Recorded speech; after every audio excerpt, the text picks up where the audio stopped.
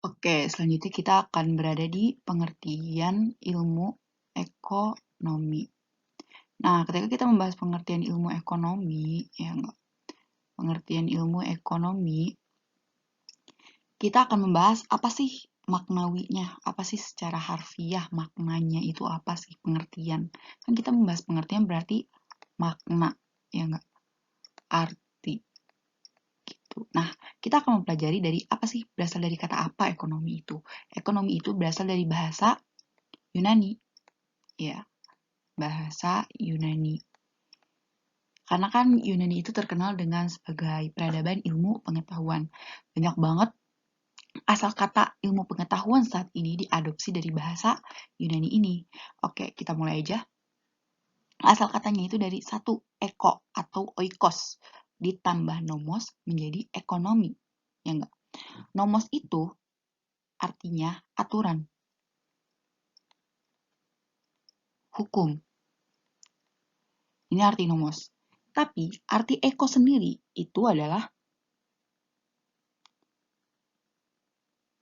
keluarga, rumah tangga. Rumah tangga. Jadi maksudnya gimana nih? Keluarga, rumah tangga ditambah aturan hukum. Jadi ekonomi itu adalah segala bentuk proses kelangsungan hidup, kelangsungan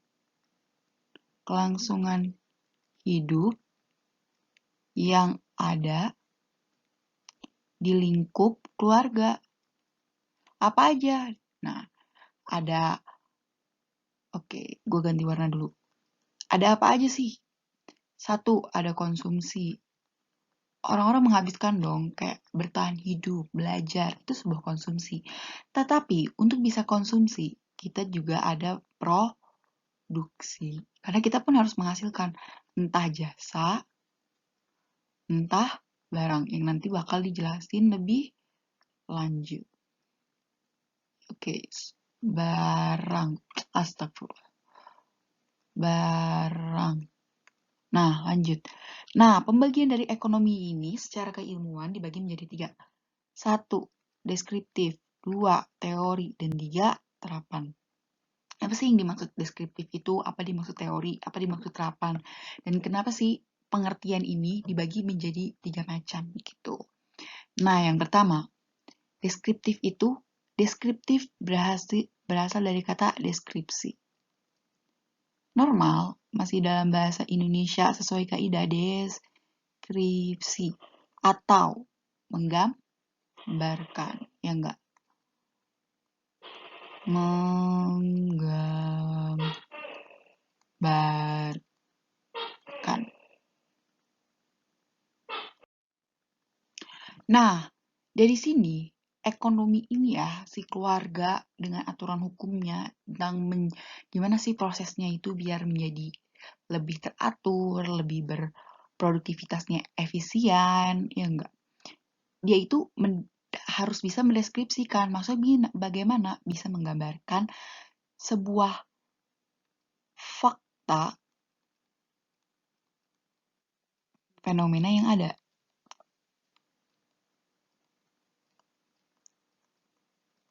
Gitu. Kenapa harus bisa menggambarkan suatu fenomena yang ada? Karena gini, contohnya ya, ini contohnya. Contohnya di deskriptif ini, where the cursor. Jadi gini, contohnya, lagi hype nih misal boba. Warnanya kurang jelas, gue ganti dulu. Lagi hype nih boba, ya nggak? Boba. Dulu awal-awal boba itu banyak banget kan. Awalnya Showtime, ya nggak? Terus Sing Futang. Terus apalagi boba? Terus itu apa sih yang warna kuning gue lupa, dan Sing Futang, aduh gue lupa banget, dan lain-lain. Banyak banget kan. Nah, dari franchise besar ini tiba-tiba ada franchise kecil. Oh, terus MCD juga kan dia akhirnya ngeluarin kan boba. Terus dari franchise kecil ini apa sih yang bisa diceritakan deskripsi dari hal tersebut, dari fenomena boba ini? Karena faktanya udah ada. Tokoh-tokoh ini nih, Chatime, Simfutai, MCD, dan lain-lain ini, mereka nyata membuka store mereka, membuka toko mereka untuk menjual boba ini. Gitu. Makanya secara deskripsi atau secara penggambaran, dia ini bisa dibuktikan secara fakta dengan fenomena yang memang sedang terjadi. Nah, fenomenanya apa aja? Bisa sesuatu yang lagi hype, bisa yang memang sudah lampau, atau yang memang dia stagnan kehidupan dan berlangsung seperti sedia kala gitu. Oke, kita lanjutkan yang kedua itu teori. Nah, teori pengertian secara ilmu ekonomi ini maksudnya gimana sih teori? Ya, ini pun kita lagi belajar teori gitu kan kalau secara harfiah. Tapi teori di sini dimaksud itu sebuah mekanisme. Kenapa sih disebut mekanisme? Teori itu kan biasanya saklek kan. Maksudnya saklek itu ya udah pasti, udah nggak bisa diubah-ubah teori itu. Makanya sesuatu yang sudah terjadi, sudah ada mekanismenya, kayak robot mekanismenya kayak gimana, itu udah pasti, udah paten gitu. Nah, di sini ini kita ini mempelajari loh mekanismenya gimana sih, ruang geraknya ekonomi ini gimana sih? Karena ekonomi ini ada variabel yang menghubungkan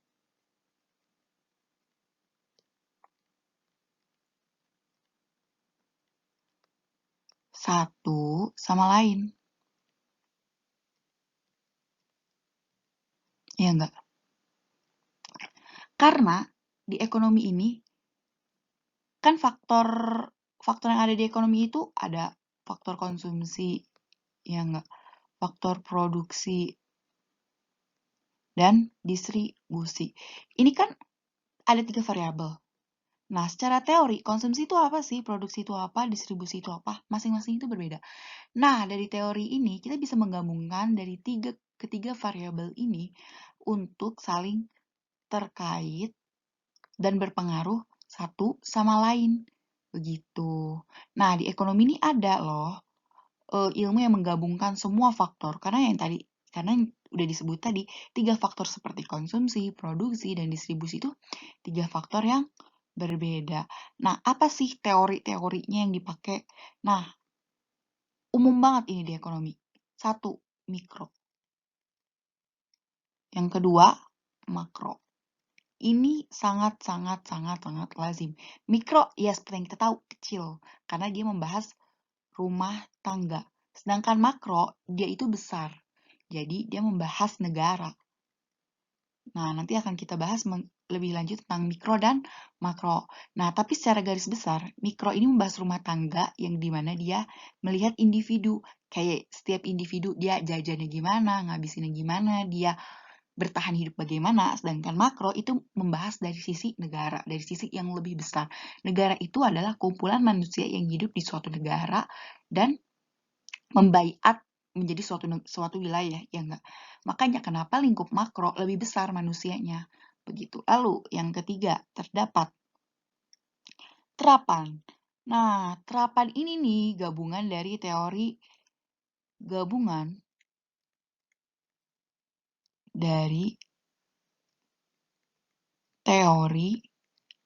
plus deskriptif sama dengan terapan. Kenapa gue bilang sama dengan terapan? Karena gini, kita udah punya deskripsi, kita udah punya fakta yang menggambarkan, kita udah punya fenomena, ya enggak? Kayak tadi, kita udah bisa menjelaskan deskripsi tentang boba. Orang-orang lagi hypebeast banget nih sama boba, atau misal Supreme Oreo, itu lagi hypebeast banget nih. Ada faktanya, ada banyak orang-orang yang bereaksi, banyak orang-orang yang beli, banyak orang-orang yang jual. Lalu ditambah secara teori, itu ruang lingkupnya mana sih? Oh, ternyata yang jual itu rumah tangga kecil. Berarti kan dia mikro, ya enggak? Nah, terapannya apa? Ternyata jika ditelusuri lebih lanjut, itu bisa menjadi sebuah bidang keilmuan. Ternyata itu bisa ditelusuri lebih lanjut gitu, bidang keilmuannya ini untuk menghasilkan pekerjaan agar lebih. Tujuannya kenapa ada bidang keilmuan? Agar efisien dan efektif. Karena tujuan dari semua ilmu pengetahuan ini agar kita bisa menemukan titik efisien dan efektifnya ini.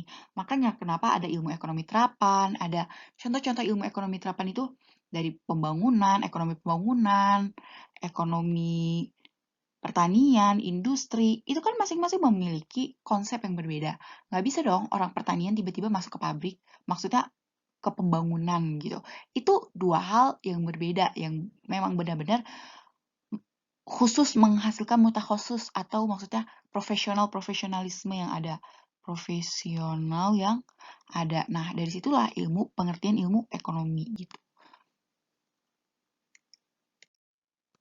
Nah, kurang lebih sebagai gambaran besar pengertian ilmu ekonomi ini dengan 3 pembagian ini yang nanti akan dibahas lebih lanjut dengan seperti mikro makro itu ada babnya tersendiri. Oke, kita lanjut.